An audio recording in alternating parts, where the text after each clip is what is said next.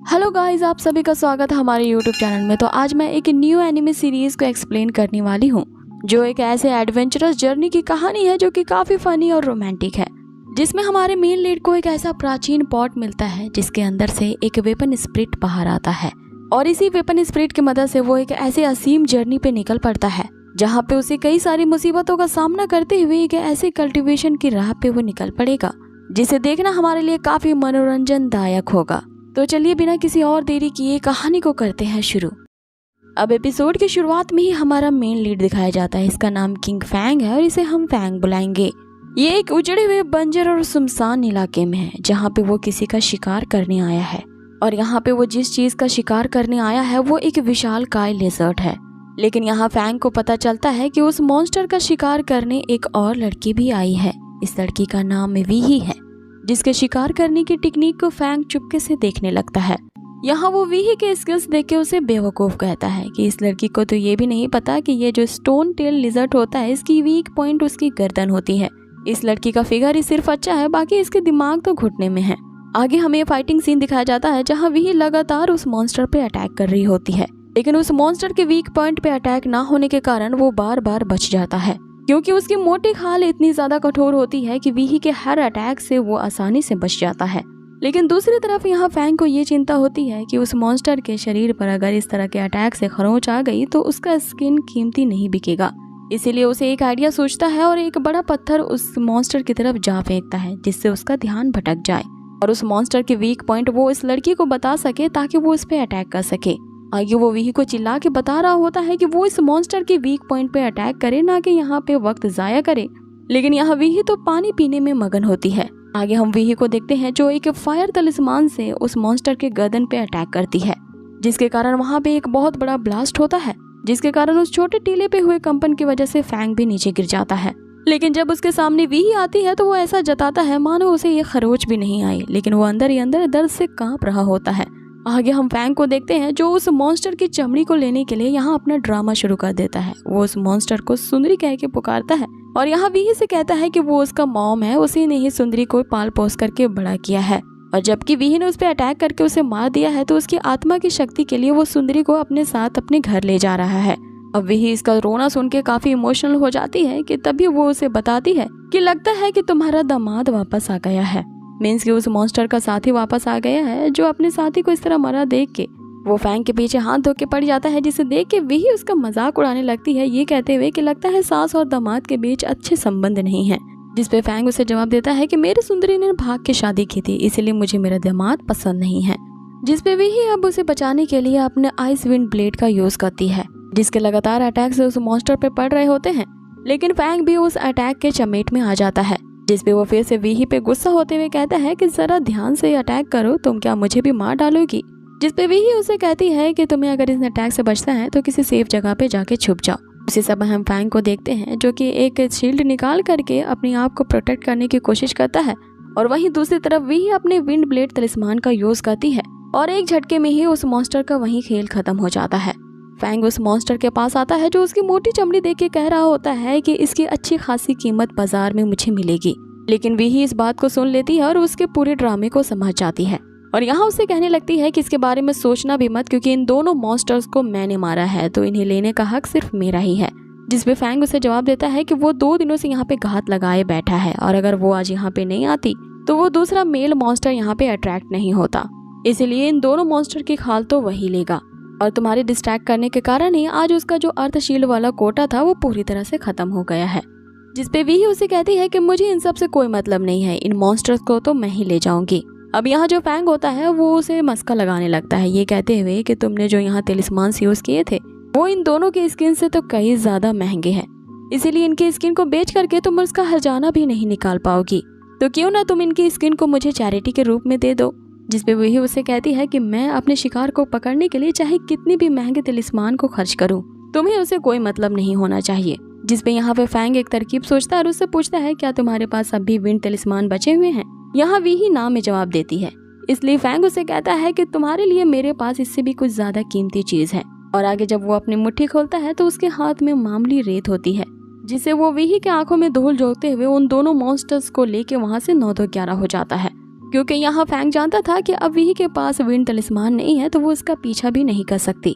इस बात से वीही खिंच जाती है और एक ना एक दिन उससे बदला लेने का डिसाइड कर लेती है। आगे यहाँ सीन चेंज होता है और हमें फैंग की छोटी सी कुटिया दिखाई जाती है जिसमें उसी के रोने की आवाज आई थी, क्योंकि उसने जो स्किन को बेच करके मनी इकट्ठा की थी उसे ही एक प्राचीन पॉट को खरीदने में पूरे के पूरे पैसे झोंक दिए थे। लेकिन वो प्राचीन पॉट पूरी तरह से नल्ला होता है जिसे देख करके वो चिल्ला रहा होता है। यहाँ वो अपने आप को ही कोस रहा होता है कि किस तरह से उसने फ्रॉड करके ये मनी इकट्ठा की थी और अब देखो उसी के साथ फ्रॉड हो चुका है। आगे वो गुस्से से उस प्राचीन पॉट को जमीन में ही दे मारता है, जिसपे वो पॉट दोबारा से उसे ही हिट करती है और उसमें से अब एक स्पिरिट बाहर निकलती है, जिसे देख के तो फैंग पहले डर जाता है और उसे घोस्ट कह के पुकारने लगता है। लेकिन हम देखते हैं कि उस पॉट में से एक बॉनी एल्डर निकलते हैं जो कि अपने आप को एक वेपन स्पिरिट बताते हैं। बाहर निकलते ही उसे खून की तलब लगती है और वो फैंग से ब्लड मांगने लगता है, जिसपे फैंग उससे कहता है कि वो बहुत पतला है इसीलिए उसका ब्लड काफी बेस्वाद होगा। जिसपे वो ओल्ड मैन उससे कहता है कि तुम्हारा ब्लड किसे चाहिए, मुझे तो एक मॉन्स्टर के खून की तलब लगी है और वो एक ऐसा मॉन्स्टर होना चाहिए जिसकी स्पिरिट फायर ड्रैगन की हो। जिसपे फैंग उन्हें बताता है कि वो एक ऐसी जगह जानता है जहाँ पे कई सारे फायर ड्रैगन मिलते हैं और उनसे वो फाइट करके वो अपनी प्यास बुझा सकते हैं। जिसपे एल्डर के ये कहते हैं कि वो फाइट नहीं कर सकते। यहाँ पर फैंग उनसे पूछता है जब आप फाइट नहीं कर सकते तो आप क्या कर सकते हो। जिसपे एल्डर उसे बताता है कि वो किसी का भी रूप धारण कर सकते हैं, मतलब कि किसी की भी बॉडी के शेप को ट्रांसफॉर्म कर सकते हैं। अब इस बात पे फैंग यहाँ पे विश्वास नहीं करता, इसीलिए वो अपनी आइडल और अपनी ड्रीम गर्ल जिसकी पोर्ट्रेट उसने अपने रूम में लगा रखी होती है इसके बारे में वो बताता है। जिसके बारे में वो बताता है कि ये हमारे इस कॉन्टिनेंट की सबसे कमाल की लड़की है जो कि यहाँ पे सभी लड़कों के दिल की तमन्ना है, जो कि यहाँ पे सभी की आइडल है। इसका नाम शुई है, तो क्या आप मेरे इस ड्रीम गर्ल का रूप ले सकते हो। अब यहाँ देखते ही देखते एल्डर शुई के रूप में ट्रांसफॉर्म हो जाते हैं और अपने अदाओं से यहाँ पे फैंग को रिझाने लगते हैं। लेकिन उनकी आवाज बिल्कुल पुराने ओल्ड मैन की तरह ही होती है। अब उसकी ओल्ड मैन जैसी आवाज सुन के ही यहाँ फैंग को क्रिंज मचने लगता है और वो वापस से एल्डर को अपने रूप में आने को कहते हैं। अब एल्डर के ये बताते ही कि वो रूप तो धारण कर सकते हैं लेकिन वो वॉइस का कुछ नहीं कर सकते, वो वॉइस उनकी पहली जैसी ही रहेगी। ये सुनते ही फैंग को यहाँ गुस्सा चढ़ जाता है और वो प्राचीन पॉट को उठाता है और उसे एक यूरिनल पॉट बना देता है। मीन्स कि अब वो उसमें मूत्र विसर्जन करने वाला होता है। जिसपे एल्डर घबराते हुए उसे रोकता है और उसे बताता है कि वो एक ऐसे प्राइसलेस मैजिक को जानता है जिसका यूज करके वो प्राइसलेस ट्रेजर्स बना सकता है और जबकि वो एक वेपन स्पिरिट है तो अपनी इसी मैजिक का यूज करके वो कई सारे वेपन्स को रिफाइन कर सकता है। अब इस बात ने फैंग के मन में काफी इंटरेस्ट पैदा कर दी होती है, इसीलिए वो एल्डर से इसके बारे में पूछने लगता है। एल्डर उसे बताते हैं कि उसके इस सिंगल हेड में दुनिया भर की नॉलेज और एक्सपीरियंस छुपा हुआ है और अपने इसी अल्केमी ज्ञान का यूज करके वो किसी भी तरह के तलिस्मान को ड्रॉ कर सकते हैं और मैजिक वेपन्स का निर्माण कर सकते हैं और अगर फैंग चाहे तो वो ये कला उसे भी सिखा सकते हैं। लेकिन इसे सीखने में उसे सब्र रखना है और जल्दी नहीं करनी है क्योंकि इस कला को सीखने में 10 से भी ज्यादा दिन लग सकते हैं। अब फैंग को इसकी बात पे विश्वास नहीं होता है, इसलिए वो उसे प्रूफ करने को कहता है। इस पे एल्डर उसे इशारे से अपने सामने बुलाते हैं और उसी की ट्रिक जो उसने वीही के सामने आजमाया था उसके सामने धूल लाते हैं और वो उसकी आंखों में झोंक देते हैं। अब ये मजाक तो उतना भी ज्यादा फनी नहीं होता, लेकिन फिर भी एल्डर यहाँ पे दहाड़े मार मार के हंसते हैं।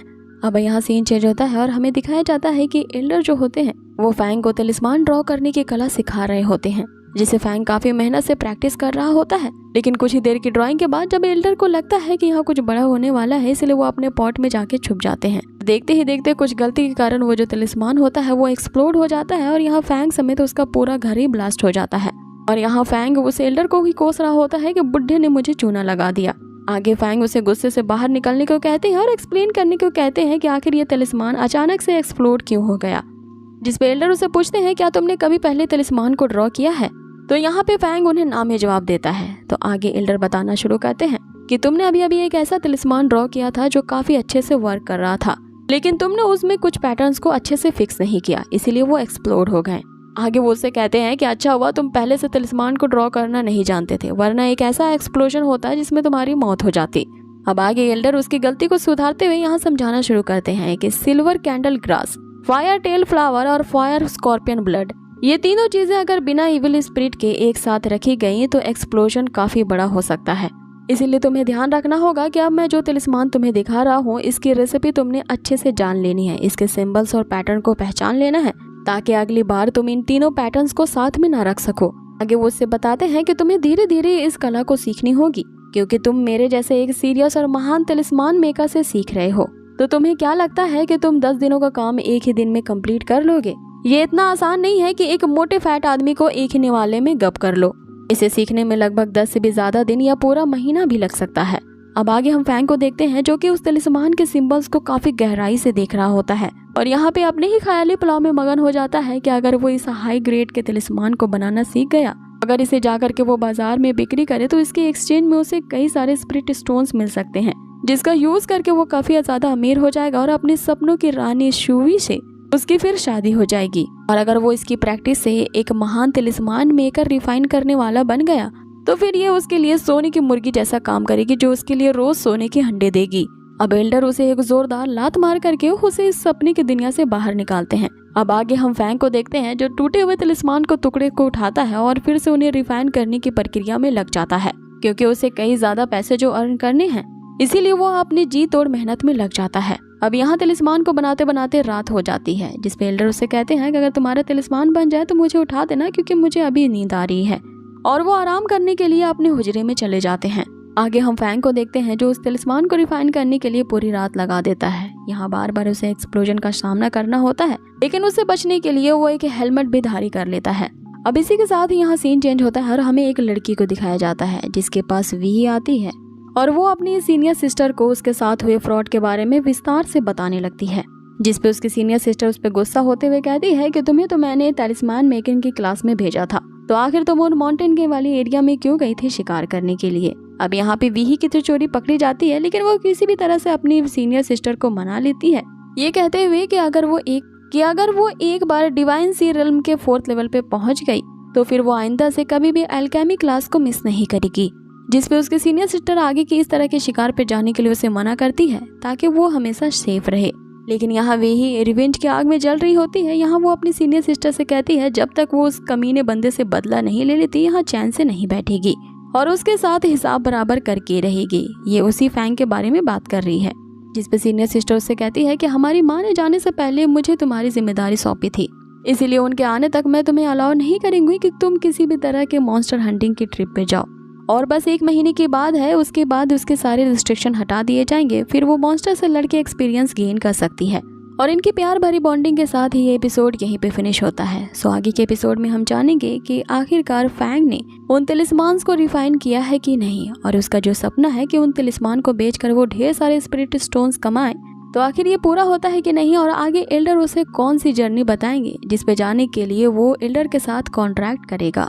ये सभी कुछ जानने के लिए बने रहिए हमारे इस चैनल के साथ, और आपको कमेंट में ये जरूर बताना है कि आपको ये नई सीरीज कैसी लगी है। जरा भी ये एपिसोड पसंद आया हो तो प्लीज इसे लाइक जरूर कर दें, क्योंकि आपके लाइक्स ही हैं जो हमारी मोटिवेशन का सोर्स है। अब नेक्स्ट एपिसोड की शुरुआत होती है और हम देखते हैं, तो जैसा कि हमने लास्ट एपिसोड में देखा था कि यंग बॉय को एक ऐसा प्राचीन पॉट मिलता है जिसके अंदर से एक वेपन स्पिरिट बाहर निकलता है, और वो आत्मा उसकी कल्टीवेशन में मदद करेगी ताकि वो एक ऐसी ट्रेजर हंट की जर्नी पे निकल जाए जहाँ की रोचक कहानियां आपको एंटरटेन करें।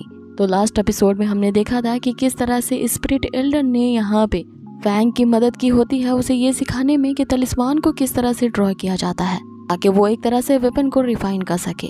यहाँ पे जी तोड़ मेहनत करने के बाद आखिरकार जो फैंग होता है वो उस तलिस्मान को ड्रॉ कर लेता है, जिसे देखते ही सेक्ट एल्डर को ये विश्वास नहीं होता कि फैंग ने इससे पहले कभी भी वेपन को रिफाइन नहीं किया है, क्योंकि एल्डर को किसी भी पहलू से उस तलिस्मान में एक भी गलती नहीं नजर आ रही थी। जिसपे एल्डर को ये लगता है कि हो सकता है कि फैंग के जो माता पिता होंगे वो एक वेपन रिफाइनर रहे होंगे या तलिस्मान मेकर होंगे। जिसपे फैंग उन्हें बताता है कि इसके बारे में उसे कोई आइडिया नहीं है, क्योंकि 13 साल की जब उसकी उम्र थी तो उसके माता पिता मॉन्स्टर को हंट करने के लिए एक घने जंगल में गए थे। तब से वो आज तक वापस नहीं आए हैं, और अपनी विरासत में उन्होंने सिर्फ मेरे लिए इस जिंजुई को छोड़ा है। अब यहाँ जिंजुई का नाम सुनते ही एल्डर उसे कहता है कि इसीलिए तुम इतने कंफ्यूज्ड हो और अपनी कल्टीवेशन के इतने लोएस्ट लेवल पे हो।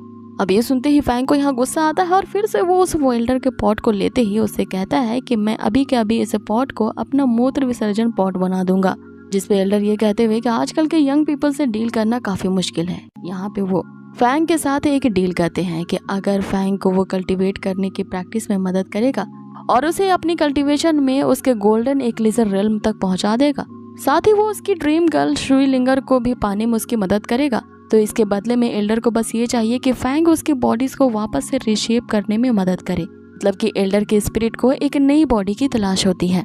आगे वो फिर से सुई का रूप धारण करते हुए यहाँ पे फैंग को लेवल्स के बारे में बताने लगता है कि अगर वो पहले स्टेज यानी कि 5 कलर स्टोन, दूसरे मून जेली ग्रास और तीसरे गोल्डन कुकम्बर के स्टेजेस को पार करता है तो वो गोल्डन इक्लेजर के 3rd लेवल पे पहुंच जाएगा। और इस लेवल तक जो भी कल्टीवेटर पहुंचता है वो किसी भी स्पिरिट को एक बॉडी रिफाइन करके दे सकता है। अब यहाँ दूसरी तरफ हम फैंग को देखते हैं जो कि अपने स्वप्न सुंदरी के मुंह से एक बुढ़े आदमी का आवाज निकलता देख उसे डिस्गस्ट फीलिंग हो रहा था और वो जल्द ही उस एल्डर को रोकने के लिए उसके साथ कॉन्ट्रैक्ट कर लेता है। अब यहाँ उनके बीच जैसे ही डील तय होती है कि स्पिरिचुअल एनर्जी हम आसमान में जाता हुआ देखते हैं और वापस से एल्डर अपने रूप में आते ही यहाँ साथ में काम करना शुरू कर देते हैं। अब हमें यहाँ दूसरी तरफ उसी लड़की को दिखाया जाता है जो कि वीही की सीनियर सिस्टर होती है और यहाँ वो ये सोच रही होती है कि अच्छा है कि अभी वीही उसके साथ नहीं है, वरना अगर वो उसके साथ रहती तो उसका दिमाग खा जाती, ये कहते हुए कि उसे प्रैक्टिस करने के लिए वापस से उस माउंटेन में फिर से जाना है। ये तभी यहाँ फिर से चेंज होता है और हमें वापस से फैंग और एल्डर को दिखाया जाता है। इन्हें देख के हमें लगता है कि वो यहाँ धमाकेदार फाइटिंग की प्रैक्टिस करेंगे, लेकिन यहाँ वो हम सभी की उम्मीदों पर पानी फेरते हुए रॉक पेपर सीजर का गेम खेलने लगते हैं और इस गेम के पहले राउंड में ही यहाँ फैंग हार जाता है। लेकिन यहाँ फैंग एल्डर को ये पट्टी पढ़ाते हुए कहता है कि वो ही जीता है क्योंकि एल्डर पुराने जमाने से आए हैं और काफी आउटडेटेड हो चुके हैं, इसीलिए उनको इस गेम के नए रूल्स के बारे में पता नहीं है और नए रूल के हिसाब से इस गेम में सबसे ज्यादा पावरफुल पेपर को माना जाता है, ना कि सीजर को। जिसपे एल्डर उसे पूछते हैं तो फिर स्टोन का क्या होता है, तो यहाँ पे फैंग उन्हें भी उल्टी पट्टी पढ़ाने लगता है कि जो स्टोन्स होते हैं वो स्पिरिचुअल स्टोन्स का काम करते हैं और सीजर जो है वो मैजिकल वेपन की तरह काम करते हैं और मैजिकल वेपन तो स्पिरिचुअल स्टोन्स को डिस्ट्रॉय कर सकते हैं। इसीलिए इन दोनों में सबसे ज्यादा पावरफुल पेपर यानी कि क्लोथ हुआ, इसीलिए मैं जीत गया हूँ इस गेम को। इस पे एल्डर यहाँ पे फूट फूट के रोने लगते हैं, ये कहते हुए कि मैं इतने सालों से प्रैक्टिस कर रहा हूँ तो आखिर मैं इस गेम में कैसे हार गया। अब यहाँ फैंग उनसे कहता है कि यहाँ रोने से कुछ नहीं होगा, शर्त मुताबिक आपको मुझे प्रीशियस इक्लेजर बनाने के रेसिपीज को सिखाना होगा। जिस पे एल्डर उसे कहते हैं कि सबसे पहले मुझे फायर स्कॉर्पियन का ब्लड लाकर दो, तभी मैं तुम्हारे लिए कुछ करूंगा। इस पे वो दोनों तय करते हैं कि वो किसी एंशिएंट केव के अंदर जाएंगे। जिस पे एल्डर उसे कहते हैं कि तुम इस तरह से उस एंशिएंट केव में नहीं जा सकते क्योंकि तुम्हारी कल्टीवेशन का जो लेवल है इससे यही साबित होता है कि अगर तुम्हारे पास 2-3 भी मामूली से मैजिकल वेपन भी रहे और उसे चुराने के लिए अगर तुम पे कोई अटैक करता है तो तुम्हारी जिस कल्टीवेशन के लेवल है इससे तुम वापस से उन पे अटैक नहीं कर पाओगे, ना ही तुम अपने आप को बचा सकते हो और तुम्हें उस जगह पे पहुंचने के लिए at least 4th level of divine realm को पार करना होगा। जिस पे यहाँ निराश होते हुए फैंग उससे कहता है कि मेरी कल्टीवेशन के जो स्पीड है उस लेवल तक पहुंचने के लिए मुझे लगता है कि 1 साल लग जाएगा।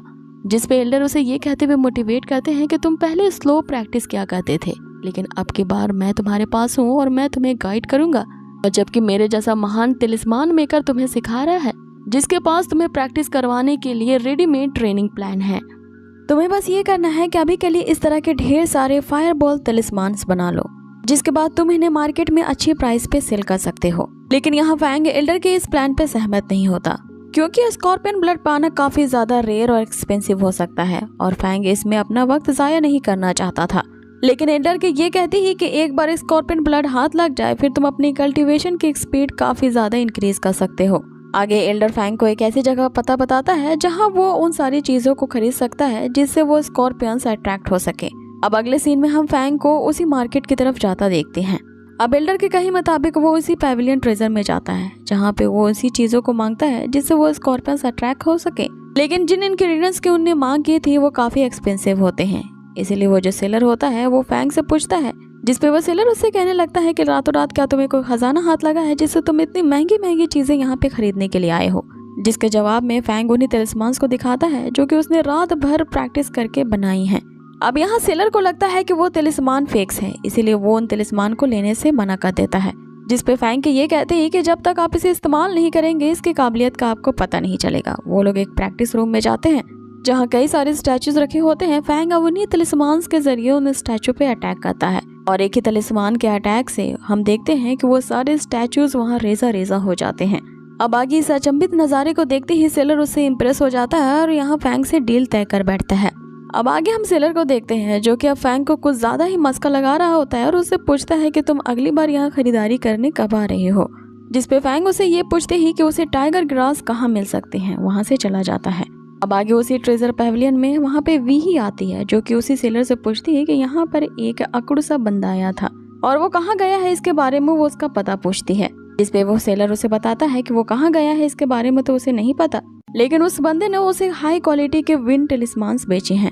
साथ ही वो उससे टाइगर ग्रास के बारे में पूछ रहा था। अब इतनी जानकारी लेने के बाद वीही भी वहाँ से निकल जाती है फैंग को ढूंढने के लिए।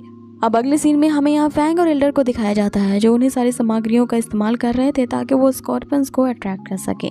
यहाँ एल्डर फैंग को कंजूस कहते हुए डांट रहे होते हैं क्योंकि फैंग ने काफी कम टाइगर ग्रास लाए होते हैं, जिसमें फैंग एल्डर से पूछ रहा होता है कि स्कॉर्पियंस तो कार्निवोरस होते हैं, तो आखिर वो इस जैसे मामूली घास फूस से कैसे अट्रैक्ट हो सकते हैं। आगे कई सारे वो टाइगर ग्रास जलाने के बावजूद भी वहाँ पे एक भी स्कॉर्पियन नजर नहीं आता, जिसपे फैंग सोचने लगता है कि कहीं उस सेलर ने उसे ठग तो नहीं दिया और कोई फेक सामग्री तो नहीं दे दी है जिसका असर नहीं हो रहा है। कि तभी एल्डर स्कॉर्पियंस के खासियतों को बताने लगते हैं कि वो कैसे होते हैं और क्या खाना पसंद करते हैं। साथ ही उनका जो मीट होता है वो काफी फ्रेग्रेंस होता है। कि अचानक से हम तभी देखते हैं कि एक स्कॉर्पियन उसी जलती हुई आग की तरफ तेजी से बढ़ रहा होता है, जिसे देखते ही ये लोग छुप जाते हैं। लेकिन जैसे ही वो आग के पास स्कॉर्पियन आगे बढ़ता है, ये लोग उस पर अटैक करते हैं और उसे मार गिराते हैं।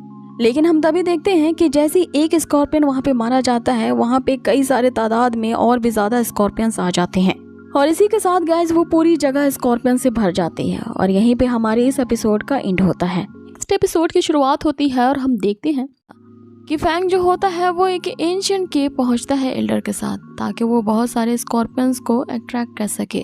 लेकिन उस टाइगर ग्रास से एक नहीं, वहाँ पे कई सारे स्कॉर्पियंस इकट्ठा हो जाते हैं। अब आगे यहीं से एपिसोड की शुरुआत होती है जहां हम देखते हैं कि फैंग अपनी पावर्स यूज करते हुए उन सभी स्कॉर्पियंस को मार रहा होता है। लेकिन तभी एकाएक एक स्कॉर्पियन उसके शरीर पर चढ़ने लगता है और फैंग उस स्कॉर्पियन समेत वहाँ पे जितने भी स्कॉर्पियंस होते हैं उन सभी को मार डालता है। यहाँ वो काफी खुश होता है कि अब उसके पास ढेर सारा स्कॉर्पियन ब्लड होगा जिससे वो अमीर बन जाएगा। लेकिन एकाएक हम वहाँ देखते हैं कि जितने स्कॉर्पियंस मारे गए थे अब उनसे दुगनी संख्या में और भी ज्यादा स्कॉर्पियंस वहाँ पे इकट्ठा हो चुके थे। अब इसी टाइम पे यहाँ सीन चेंज होता है और अगले सीन में हम वीही को देखते हैं जो कि फैंग का पीछा करते हुए उसी जंगल में आ पहुंची थी। यहाँ पे वो उसे ढूंढते हुए काफी थक चुकी होती है और उसे मन ही मन काफी बुरा भला कोसने लगती है। लेकिन तभी उसका रास्ता एक अनजान आदमी रोकता है जहाँ वीही उससे पूछती है कि आखिर तुम कौन हो। और इसी के साथ ये सीन यहीं पे कट होता है। अब अगले सीन में हम वापस से फैंग को देखते हैं जो कि उन स्कॉर्पियंस को देखते हुए उसकी खटिया खड़ी हो चुकी थी और वो उस ओल्ड मैन पे ही झड़कने लगता है कि तुम्हारा दिमाग सच में घुटनों में है और कई 100 साल से तुम उस जार में सोते आ रहे हो, इसलिए उसने काम करना बंद कर दिया है, इसलिए तुमने मुझे इतना खतरे वाला आइडिया दिया है। और अगर इन स्कॉर्पियंस में से किसी के ऊपर भी मैंने पैर रख दिया और उन्हें गुस्सा दिला दिया तो हम दोनों मिलकर भी इन सभी को हैंडल नहीं कर पाएंगे और ये हमें यहाँ से जिंदा जाने नहीं देंगे। जिसपे एल्डर उसे कहता है कि वेल्थ पाने के लिए इतना डेंजर तो उठाना ही पड़ेगा।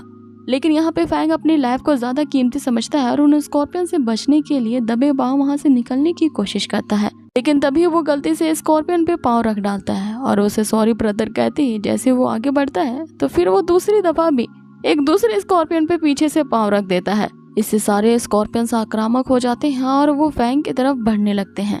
अब उन सभी से बचने के लिए यहाँ फैंग विंड ब्लेड तलिस्मान का यूज करता है। लेकिन वो जितने स्कॉर्पियंस को मार रहा था वो उतनी ही ज्यादा तेजी से बढ़ते ही जा रहे थे। कि तभी यहाँ पे फैंग को एक आइडिया सोचता है कि अगर वो वहाँ पे पड़े हुए टाइगर ग्रास को जो कि बहुत ज्यादा एक्सप्लोजिव होते हैं उस पे अटैक करे तो वहाँ पे एक बहुत बड़ा ब्लास्ट हो सकता है और इस ब्लास्ट में ये सारे स्कॉर्पियंस मारे जाएंगे।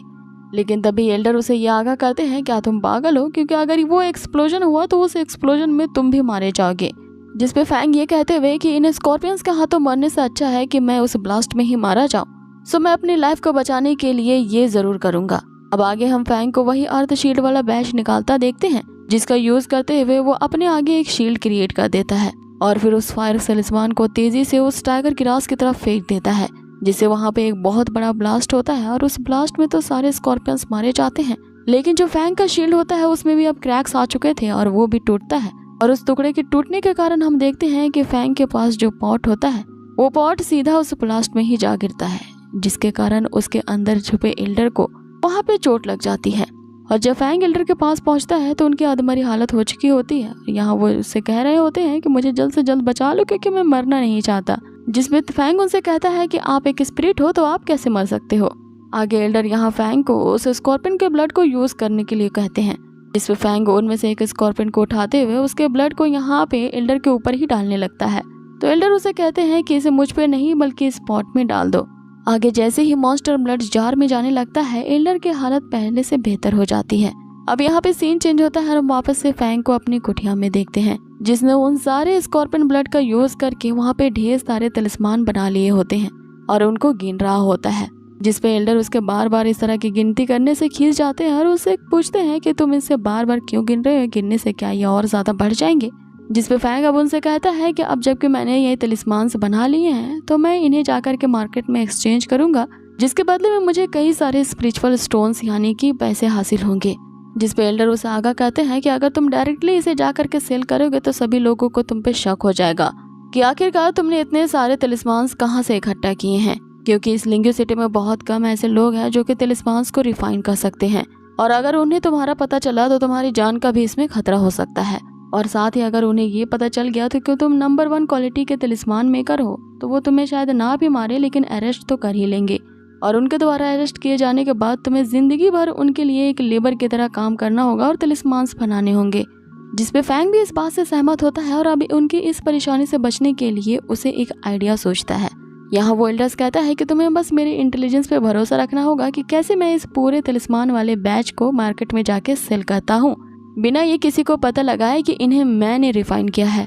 अब उनके इस प्लान के एग्जीक्यूशन के लिए फैंग जंगल में जाता है और यहाँ पे ऐसा दिखावा करने लगता है कि उसे ये तलिस्मान वाला बॉक्स जंगल में कहीं पड़ा मिला, और वो इसे ले करके चीख चीख कर शोर मचाने लगता है कि तभी वहाँ पे लोग इकट्ठा हो जाते हैं और वो लोग उसे उस तलिस्मान के बारे में पूछने लगते हैं। साथ ही वो उन्हें चीख चीख करके बता रहा होता है कि मैं तो अमीर हो गया क्योंकि इतने हाई क्वालिटी के तलिस्मान जो मुझे मिले हैं, और उनको इस बात का विश्वास दिलाने के लिए वो एक तलिस्मान का यूज करके भी देखता है।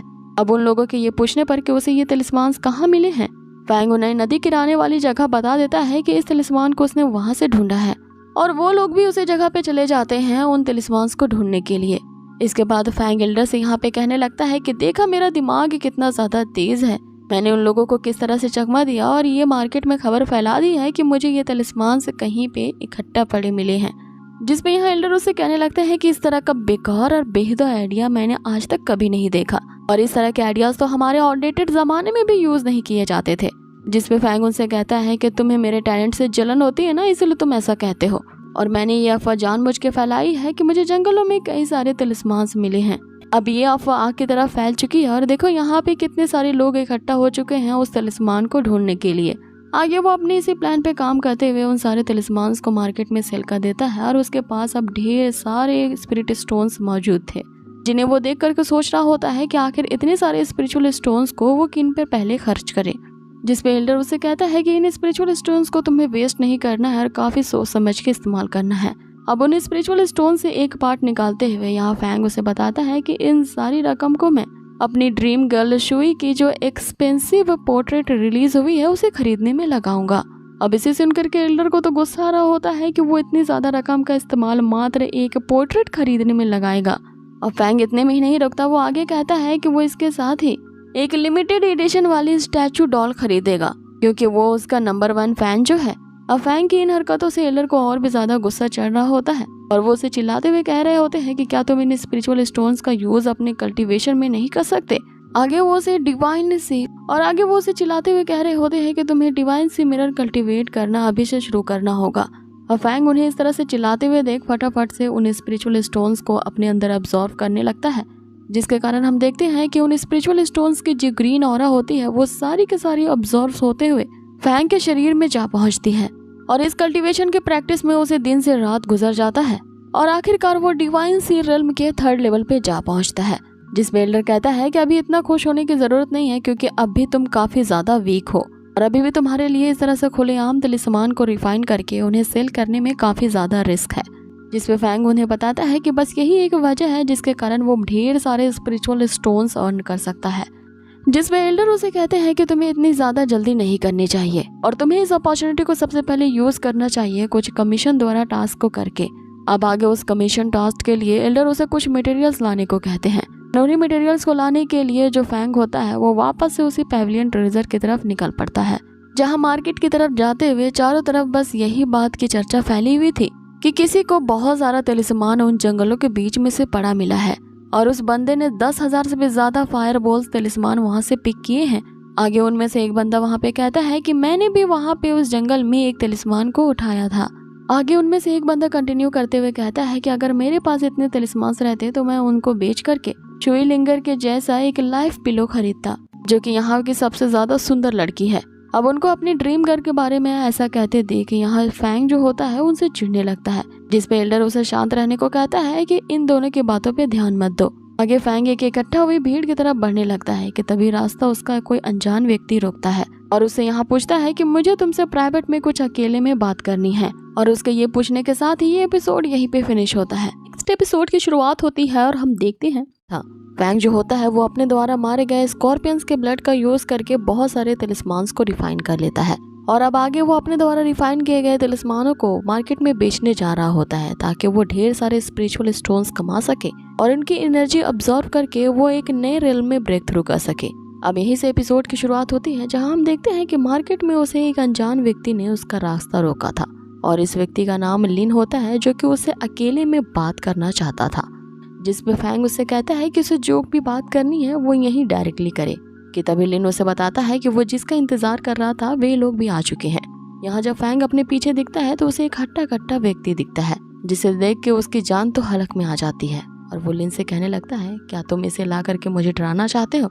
आगे हम उस लंबे चौड़े पर्सन के पीछे एक क्यूट सी लड़की को देखते हैं। लिन इन दोनों का परिचय देता है, जहाँ पे हमें पता चलता है कि ये दोनों जोड़े भाई बहन हैं, जहाँ पे भाई का नाम यीजिंग होता है और उस लड़की का नाम लूसी था। यहाँ लूसी को देख के फैंग उससे कहता है कि तुम्हें क्या लगता है कि मैं किसी ब्यूटी को देख के तुम्हारे जाल में ट्रैप हो जाऊंगा?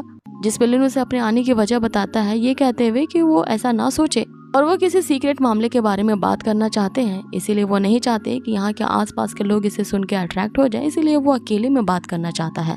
इस पे फैंग उसे कहता है कि जो भी बात करनी है इसी वक्त यहीं पे डायरेक्टली करो। अब आगे लिन उसे बताना शुरू करता है कि वो 2 दिन पहले लिंग्यू सिटी के उस केव के बाहर थे, जहाँ उसने ये डिस्कवर किया है कि वहाँ पे 3 सर वाले आइस स्किल स्पाइडर है और इसीलिए मैं तुम्हें इनवाइट करने आया हूँ ताकि तुम मेरी हेल्प कर सको उनकी हंटिंग में। जिस पे फैंग उसे कहता है कि यहाँ पे कई सारे लोग हैं लेकिन तुम्हें मेरी ही हेल्प क्यों चाहिए?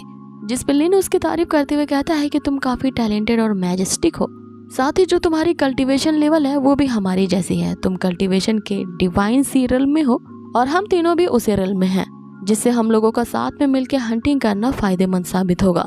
ये जानते हुए फैंग उससे पूछता है तो तुम कल्टीवेशन के लेवल्स को भी देख सकते हो? जिस पर लिन उसे कहता है कि वो इतना भी टैलेंटेड नहीं है, बस प्रैक्टिस करते करते उसे ये कला आ गई है कि वो किसी भी कल्टीवेटर के कल्टीवेशन को देख सकता है। अब इनकी इस तरह की बकवास बातचीत पर वो जो ब्रदर यीजिंग होता है वो पूरी तरह से खिंच जाता है और यहाँ पे साफ साफ फैंग से पूछने लगता है कि ये लड़की तुझे चलना है तो चल, वरना पतली गली से निकल ले। अब यहाँ पे फैंग अपने मन में कैलकुलेट करने लगता है कि अगर वो इन लोगों के साथ गया तो वो 3 सर वाले आइस स्किल स्पाइडर का अगर उसे कुछ हिस्सा मिल गया तो वो कम से कम एटलीस्ट 100 स्पिरिट स्टोन्स कमा सकता है। कि इतने में ही हम फैंग के शोल्डर पे एल्डर को अपेयर होता देखते हैं, जो उन सभी से कहते हैं कि तुम्हें लगता है कि इस जैसा निकम्मा और नालायक उस 3 हेडेड आइस स्किल स्पाइडर को मार पाएगा? अब ये सुनते ही फैंग एल्डर का मुंह बंद करते हुए उन्हें चुप कराने की कोशिश करने लगता है, जिसपे एल्डर उससे कहता है कि वो एक स्पिरिट है और फैंग के अलावा उसे ना कोई देख सकता है और ना ही सुन सकता है। जिसपे लिन उससे पूछता है कि क्या तुम्हारे शोल्डर में दर्द है? या फैंग उसके इस जवाब को टालते हुए कहता है कि वो बस तो यूं ही मक्खियां उड़ा रहा है। अब ये सुनते ही एल्डर खिंच जाते हैं कि फैंग ने उन्हें मक्खी कहा है और वहाँ से वो डिसअपेयर हो जाते हैं। अब आगे फैंग उनसे कहता है कि तुम्हें क्या लगता है कि मैं कोई डरपोक हूँ जो उस हंटिंग पे जाने से मना कर दूंगा? बस मेरा ये सवाल है कि वो आइस स्किल स्पाइडर जो होते हैं काफी खतरनाक होते हैं, तो क्या हम चारों मिलकर उससे फाइट कर लेंगे?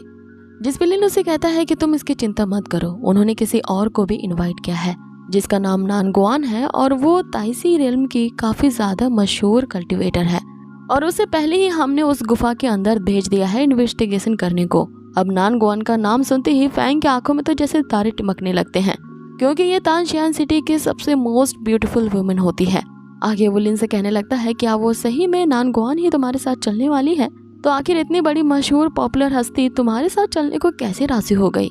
अब आगे नानगुआन का जैसे ही वो नाम सुनता है 1 सेकंड का भी सोचने का वो टाइम नहीं लगाता और वो कहता है कि जल्दी चलो, हमें हंटिंग के लिए देर हो रही है। अब एल्डर उस पे खींचते हुए कहता है तुम तो ऐसा कर रहे हो जैसे पहले कभी किसी खूबसूरत लड़की को देखा ही नहीं। जिस पे ब्रदर यीजिंग उन सभी से कहता है कि पहले ही तुम्हें उस नानगुआन के बारे में बता देना चाहिए ताकि इसे मनाने में हमें इतनी ज्यादा बकवास की कॉन्वर्सेशन तो नहीं करनी पड़ती, ये झट से राजी हो जाता। अब आगे यहाँ सीन चेंज होता है और वे सभी उसी गुफा की तरफ निकल पड़ते हैं उन स्पाइडर्स की हंटिंग करने के लिए। यहाँ रास्ते में फैंग सभी से कहता है कि अगर हम उस हंटिंग में कामयाब हो गए तो उन स्पाइडर से निकलने वाले जो बीट्स होंगे वो सभी के हिस्से में लगभग 30 ग्राम के बीट्स आएंगे, लेकिन तुमने अगर नानगुआन को बुलाया है तो वो 30 ग्राम के हिस्से के लिए नहीं मानेगी। जिस पे लिन उसे कहता है कि हम लोग उसे 40 ग्राम देने वाले हैं, जिस पे फैंग उसे कहता है कि 40 ग्राम भी नानगुआन के लिए कम है क्योंकि उसे ज्यादा चार्ज करनी चाहिए। अब इसी बातचीत के दौरान एंडलर जो होते हैं फिर से अपेयर होते हैं और वो फैंग से कह रहे होते हैं कि अभी भी मौका है, आगे पछताने से अच्छा है तुम यहीं से कट लो क्योंकि 30 ग्राम तो बहुत ही कम क्वांटिटी है। जिस पे फैंग मन ही मन उसे जवाब देता है कि वो सिर्फ नानगुआन के लिए वहाँ पहुँच रहा है ताकि वो अपने आइडल से मिल सके और वहाँ जाके उसे पता चलेगा कि उसे क्या करना है क्या नहीं। आगे रास्ते में जाते हुए फैंग उन दोनों भाई बहन से पूछता है क्या तुम लोग सच में सिबलिंग्स हो, यानी कि भाई बहन हो, क्योंकि देखने से तुम दोनों सिमिलर नहीं लगते। जिस पे लूसी उसे कहती है कि ऑल्दो हम लोग सिमिलर नहीं दिखते लेकिन मेरा भाई मेरी माँ की तरह ख्याल रखता है। अब आगे भी लोग उसी गुफा के बाहर पहुंच जाते हैं, जहां जाते ही फैंग का पहला सवाल होता है कि मुझे नानगुआन तो कहीं दिख नहीं रही। कि इतने में उस गुफा के अंदर से एक तेज फायर बॉल निकलता हुआ दिखता है जो कि सीधा अटैक फैंग पे ही करता है, लेकिन वक्त रहते ही फैंग उसके अटैक को आसानी से डॉज करता है। अब यहाँ पे फायर बॉल नानगुआन ही होती है जो कि अपने असली रूप में अपेयर होती है और वो उन सभी से कहती है कि तो तुम इस लड़के को लाए हो अपनी मदद करने के लिए और ये मेरे द्वारा दिए गए टेस्ट में पास कर चुका है क्योंकि ये काफी फुर्तीला और एक्टिव है। अब आगे हम फैंग को देखते हैं जो कि नानगुआन को घूरने लगता है और उससे कहने लगता है कि वो उसका सबसे बड़ा फैन है। अब आगे लिन उन सभी को गुफा के अंदर जाने का रास्ता दिखाता है और लीड करते हुए अंदर जाता है। अब यहाँ पे फैंग नानगुआन को चलते हुए देख रहा होता है कि तभी एल्डर अपेयर होते हैं और वो नानगुआन के उस रेयर वेपन को देखने लगते हैं। आगे वो बताते हैं कि इस लड़की की स्ट्रेंथ तो एटलीस्ट 4 लेवल पे जरूर होगी और अगर ये तुमसे इम्प्रेस हो जाती है ना तो इसके वेपन को तुम मुझसे ले लेना ताकि इसके वेपन से हम अच्छे खासे पैसे कमा सके। अब आगे गुफा के अंदर जाते ही फैंग को एक्सट्रीमली कोल्ड महसूस होने लगती है, जिसमें नानगुआन उसे एक फ्लावर की तरफ इशारा करते हुए बताती है कि कोल्डनेस यहाँ तो लगेगी ही क्योंकि ये वो आइस मिस्ट फ्लावर से रिलीज हो रही है और ये आइस फॉग फ्रूट जो है वो इसी तरह के ठंडे माहौल में ग्रो करते हैं और जहाँ पे ये फ्रूट होता है वहीं पे वो स्पाइडर बीस्ट पाए जाते हैं।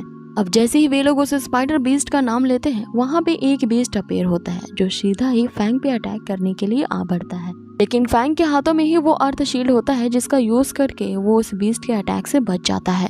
अब आगे हम उस स्पाइडर बीस्ट को उसके शील्ड से बचते हुए भागता देखते हैं। अब इस पे नानगुआन अपने वेपन से उस बीस्ट पे अटैक करती है, लेकिन वो बीस्ट काफी ज्यादा होशियार रहता है, वो भी उसके अटैक्स को आसानी से डॉज कर देता है। लेकिन अब आगे देखते देखते वहाँ पे 2 और स्पाइडर बीस्ट आ धमकते हैं जिसका सामना करने के लिए ये सभी तैयार होते हैं, लेकिन वो जो बीस्ट है वो फैंग पे ही अटैक कर रहे होते हैं। यहाँ फैंग अपनी सुरक्षा कर रहा होता है उसी और शील्ड का उपयोग करते हुए।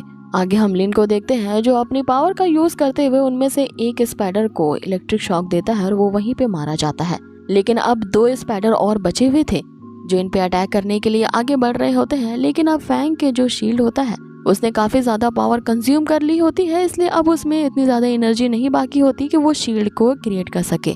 जिसपे नानगुआन जो होती है वो इन स्पाइडर्स को मारने के लिए वहाँ पे एक फॉर्मेशन क्रिएट करती है जिससे फायर क्लाउड बन जाता है और उससे लगातार आग के गोले बरस रहे होते हैं उन स्पाइडर बेस्ट के पर। आगे लूसी भी अपने पावर से अटैक करती है जिससे वो स्पाइडर बेस्ट दूर चले जाते हैं और अब आगे यीजिंग भी अपने चौड़े तलवार से उन स्पाइडर्स के ऊपर अटैक करता है, लेकिन उनकी खाल इतनी सख्त होती है कि वो इस अटैक से बच जाते हैं और उनसे दूर चले जाते हैं। इतने में फिर से लिंग अपनी पावर का यूज करता है और एक दूसरे स्पाइडर को बिजली के झटके से मार देता है। अब तीसरा स्पाइडर बचा हुआ होता है जो कि फैंग पे सीधा अटैक करता है, लेकिन फैंग की जो शील्ड होती है वो पूरी तरह से पावर कंज्यूम कर चुकी होती है, इसीलिए एक प्रोटेक्टिव लेयर वो नहीं बना पाती। इस पे नानगुआन अपने फायर बॉल को एक्टिवेट करती है और उसकी मदद से उस तीसरे बीस्ट को मार गिराती है। यहाँ फैंग उसकी तरफ देख रहा होता है जैसे वो उससे कुछ कहना चाहता था, लेकिन तभी हम देखते हैं कि नानगुआन पे किसी ने बिजली के झटके से हिट किया होता है जिससे उसे एक शॉक लगता है और वो वहीं पे गिर जाती है। अब ये करने वाला और कोई नहीं बल्कि लिन ही होता है। इसे देख करके फैंग के साथ साथ हमें भी झटका लगता है कि आखिर ये अचानक से कैसा ट्विस्ट आया है। अब इससे पहले कि हम ये जान पाते, यहाँ बैड न्यूज ये है कि यहीं पे ही एपिसोड को फिनिश कर दिया जाता है। सो गाइस बने रहिए हमारे इस चैनल के साथ, और अगर आपको वीडियो जरा भी पसंद आई हो तो प्लीज कमेंट बॉक्स में एक हार्ट जरूर दे देना, और अगर आप मेरे चैनल पे नए हो तो काइंडली आप लोगों से रिक्वेस्ट है कि इसे सब्सक्राइब करना ना भूलें। फ्यूचर में इसी तरह की अमेजिंग सीरीज में और भी लाने वाली हूँ आपके लिए, so do kindly subscribe it.